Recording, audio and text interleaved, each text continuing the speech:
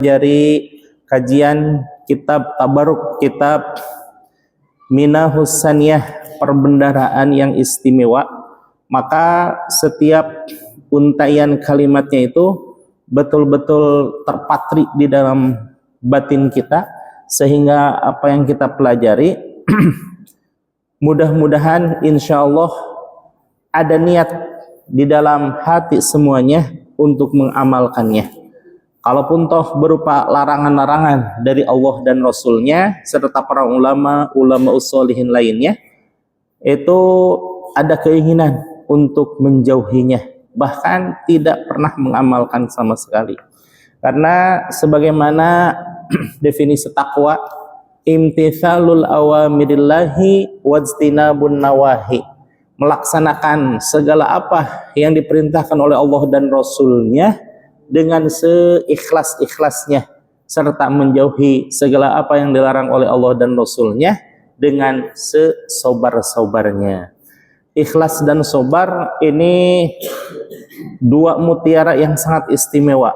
Ikhlas manakala kita melaksanakan ketaatan kepada Allah Subhanahu wa taala, dan sobar ketika kita menjauhi larangan Allah Subhanahu wa taala. Subhanallah ya.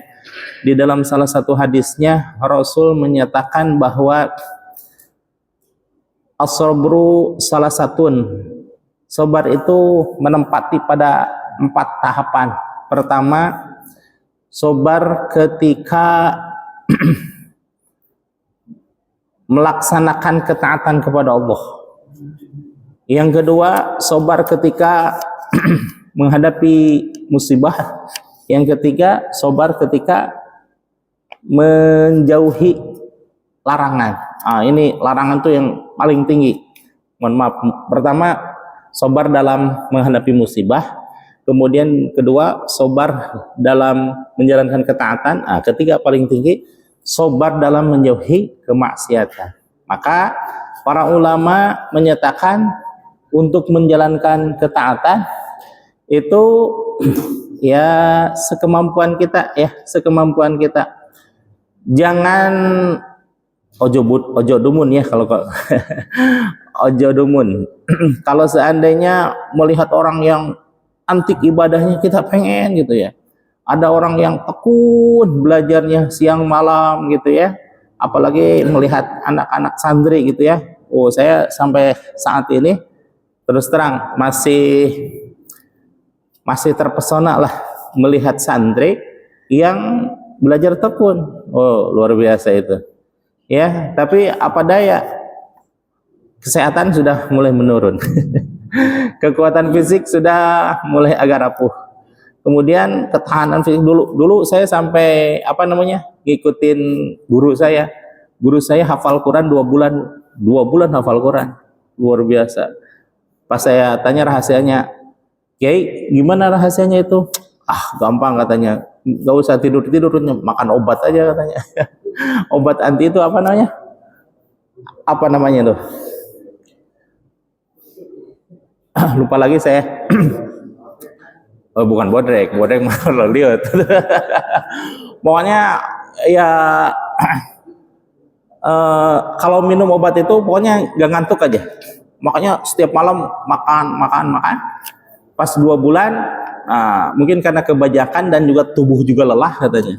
Akhirnya saya ambruk, sakit gitu 2 bulan. Akhirnya mungkin 4 bulan lah mood skinnya gitu. Saya pengen nyoba. Saya minum obat itu 10 tablet dalam 10 hari berturut-turut. Puyeng juga ini. 2 malam aja udah puyeng. Akhirnya nggak kuat saya. Biasa-biasa aja lah saya. Memang saya sampai saat ini belajar begadang tiap malam, tapi daya ingat dan daya serap berbeda dengan dulu gitu ya. Tapi alhamdulillahnya masih Allah istiqomahkan, sanggup untuk masih belajar gitu ya, walaupun tidak sekeras dulu gitu ya. Alhamdulillah. Ya, ini sesuatu yang patut kita syukuri, karena belajar itu adalah salah satu perintah Allah dan Rasulullah. Adapun bisanya tidak wajib. Yang wajib itu berusaha ngaji untuk bisa, itu fadhol. fadilah atau given dari Allah Subhanahu wa taala. Yang penting berusaha. Sampai saat ini alhamdulillah saya masih tetap belajar, semangat, dan mudah-mudahan insya Allah ya bulan depan bulan depan karena masih menggebunya semangat belajar saya, insya Allah saya lanjut di S3 ya. Mohon doanya, insya Allah jurusan tafsir. Insya Allah ya. Tapi bisanya mah aduh jauh ya. Yang penting berusahanya lah gitu. Nah, kalau di dalam masalah ibadah seikhlasnya aja, semampunya. Oh, saya tidak bisa belajar seperti halnya Nabi Idris misalkan ya. Ya biasa-biasa aja. Belajar itu sekemampuan kita aja. Entah setiap hari atau sepekan sekali atau 2 hari sekali, bebas lah ya. Yang penting tetap belajar. Kemudian ada orang yang semangat jihadnya luar biasa. Kalau dulu Nabi Sam'un itu berjihad 900 dikatakan 1000 tahun ya. Dikatakan 1000 tahun, tapi usianya hampir mendekati Nabi Adam alaihi salam. Nabi Sam'un, tapi kalau di Indonesia diplesetkan menjadi apa? Samson, masya Allah. Gitu ya. Makanya ini sebenarnya tokoh-tokoh Islam itu banyak diselewengkan, seperti halnya tadi bahasannya Nabi Sam'un menjadi Samson. Kemudian Syekh Abu Nuwas menjadi Abu Nawas gitu. Dan banyak lainnya ya. Sampai apa tuh namanya?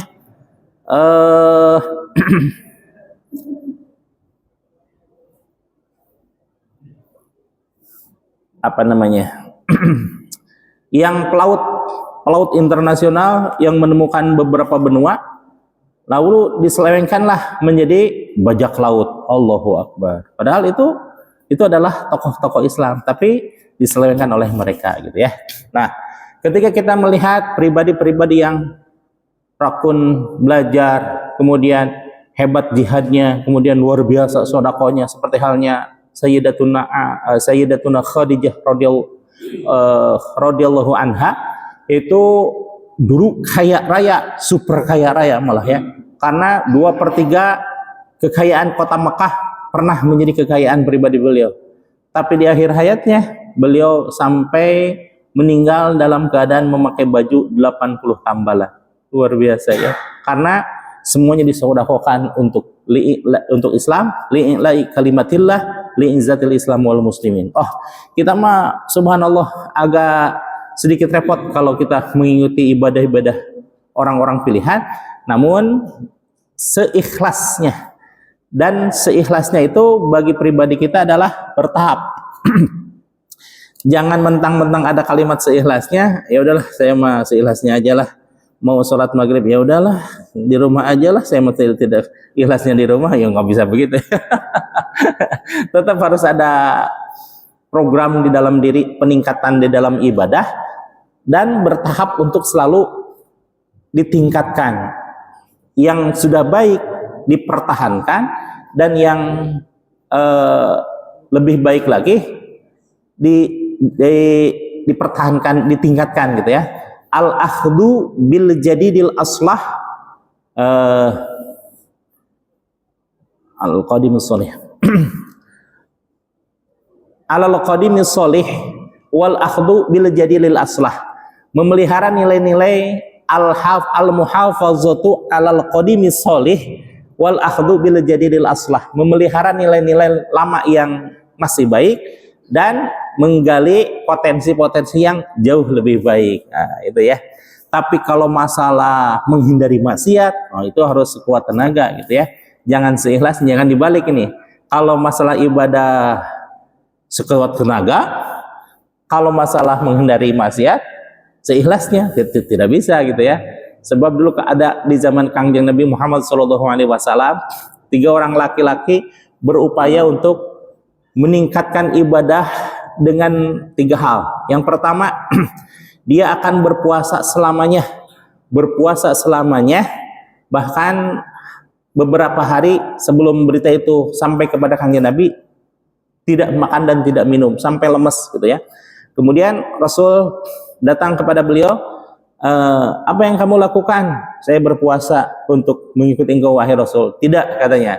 Saya juga berpuasa, tapi saya berbuka dan saya juga minum dan saya juga menikah. Akhirnya dibatalkan itu.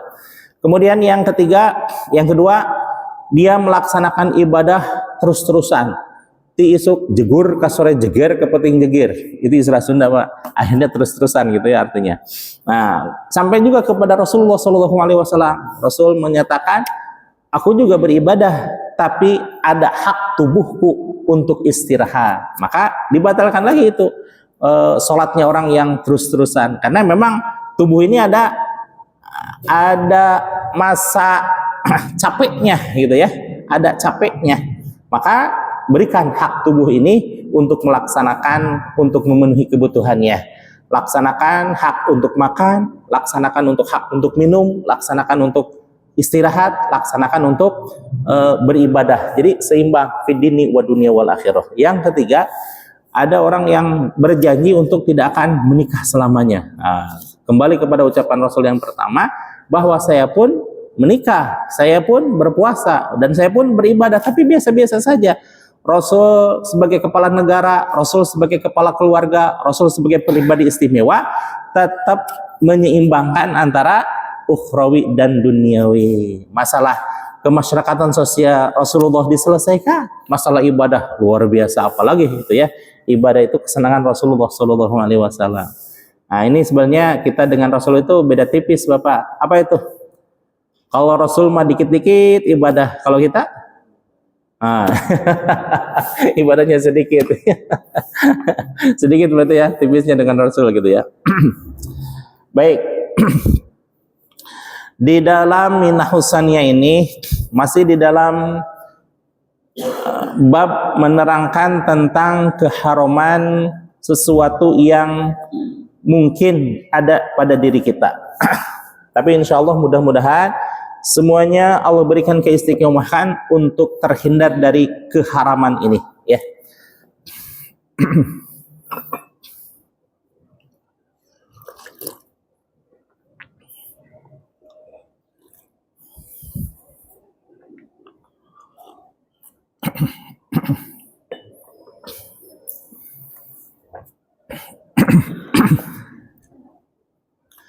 Wa minal alamati, dan di antara tanda-tandanya. Tandanya apa? Tandanya ayakuna lisyar'i, bahwa terdapat suatu pertentangan ala dzalikat ta'am, pada makanan tersebut, apa? I'tiradun, pertentangan lisyar'i, dengan syariat, dengan yang ditetapkan oleh hukum syarak. Tubuh memang ingin makan, tapi ada batasan-batasannya. Makanya ini disebutkan oleh hadis Kangjeng Nabi Muhammad SAW, bahwa ad-dunya sijnun wa jannatul apa, Pak? Istilah titik-titik di bawah ini. Wa jannatul kafirin, bahwa surga ini adalah penjara bagi orang mukmin, sementara kebalikannya adalah surga bagi orang-orang kafir. Saya pertama mempelajari hadis ini dulu waktu sanawiyah kelas 1. Ada di dalam Mukhtarul Hadis ya. Aduh, saya agak sedikit bingung. Bukankah kaum muslimin ini serba enak di dunia gitu ya? Saya melihatnya enak-enak saja. Hidup bebas, bisa beribadah, bisa bersekolah, bisa bekerja, bisa mendapatkan pendidikan, bisa segala macam lah, bebas. Saya dulu ngingetnya di Indonesia gitu ya. Namun ketika diterangkan oleh guru bahwa sijnul mukminin ini penjaranya bagi orang-orang muslim, dalam artian bahwa kesenangan kaum muslimin itu serba terbatas. Makan memang kata Rasulullah, memang firman Allah Subhanahu wa taala, kulu washrabu, silakan kaum makan dan silahkan kau minum, masya Allah. Wala tusrifu, hanya larangannya itu jangan berlebih-lebihan. Berarti kalau makan seenak-enaknya, minum sepuas-puasnya selama tidak berlebih-lebihan, berarti boleh dong. Nah, itu ada ditahsis lagi di dalam hadis yang lain, bahwa sijnul mukminin ini ada batasan-batasannya, ada aturan-aturannya yang mengelilingi aturan hidup kaum muslimin. Memang makan dan minum sepuasnya, tapi kalau seandainya ada barang haram, boleh tidak? Tidak. Ada sesuatu mutanajis, misalkan kita lagi makan bala-bala, jatuh, ternyata jatuhnya ada, mohon maaf, kotoran gitu ya, dimakan atau enggak itu teh? Ya enggak. Karena itu sesuatu yang jadi mutanajis, terjangkiti oleh sesuatu yang najis, jadilah mutanajis. Apatah lagi kalau sesuatu itu ada yang haram. Karena yang disebut dengan haram itu ada dua jenis, Pak. Pertama haram li dzatihi, kedua haram li ghairihi. Haram li dzatihi ini udah jelas. Haram li dzatihi mah insyaallah semua orang sudah mafhum. Ini pasti akan dihindari. Kenapa? Karena memang sudah jelas nasnya. Al-Quran dan hadisnya mengharamkan makanan dan minuman tersebut. Tidak ada tawar-menawar. Seperti apa? Khinzir ya. Kemudian kalbun. Maka ini hati-hati nyebut kolbu dengan kalbu, beda. Kalau yang dimaksud dengan hati itu adalah kolbu, pakai kof. Tapi kalau maksudnya kolbu tapi nyebutnya kalbu, di dalam kalbuku, jadinya apa itu? Jadi dogi ya, jadi dogi. Itu dua kalimat itu masya Allah terdengar kasar ya diucapkan di masjid, walaupun memang syarat juga, apalagi dalam belajar nggak menjadi masalah ya sebenarnya. Khinzir dan kalbun. Khinzir dan kalbun itu babi dan dogi, itu adalah saat dua yang diharamkan oleh syarak.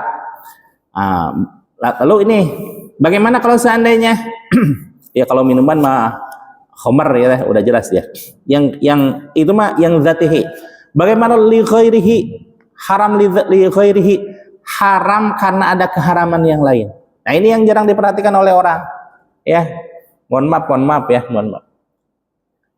Bapak tahu nggak maksud saya kenapa air ini dikesampingkan?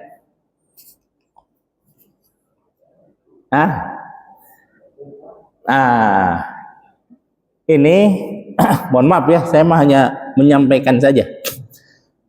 Walaupun tadi saya minum karena memang darurat ya, lagi haus dan lagi serak. Ini difatwakan oleh MUI tahun 2023, itu haram li dzatihi, haram li ghairihi, haram karena ada keharaman yang lain. Zatiahnya sih halal, ini halal ini ya, tidak ada kecampuran apa-apa, tidak ada zat berbahaya, tidak ada barang yang diharamkan, tidak ada. Cuma perusahaannya ini satu perusahaan dengan Aqua, Fit, Le Mineral, walaupun beda perusahaan. Ini perusahaannya mendukung agresi militer Israel, yang sudah jelas Israel itu membunuh orang-orang Palestina. Sama dengan kita membeli Fit ini, kemudian keuntungannya dibelikan oleh mereka sebutir peluru. Peluru itu sudah jelas ditembakkan kepada bayi-bayi Palestina. Walaupun kita tidak pernah melihat ya, tapi fatwa MUI yang disampaikan oleh Dr. Al-Ustadz Adi Hidayat, maka itu adalah haram lidzatihi. Itu maksudnya ya. Mohon izin. Saya perasaan dari dulu selalu melihat ini ya, kalau bisa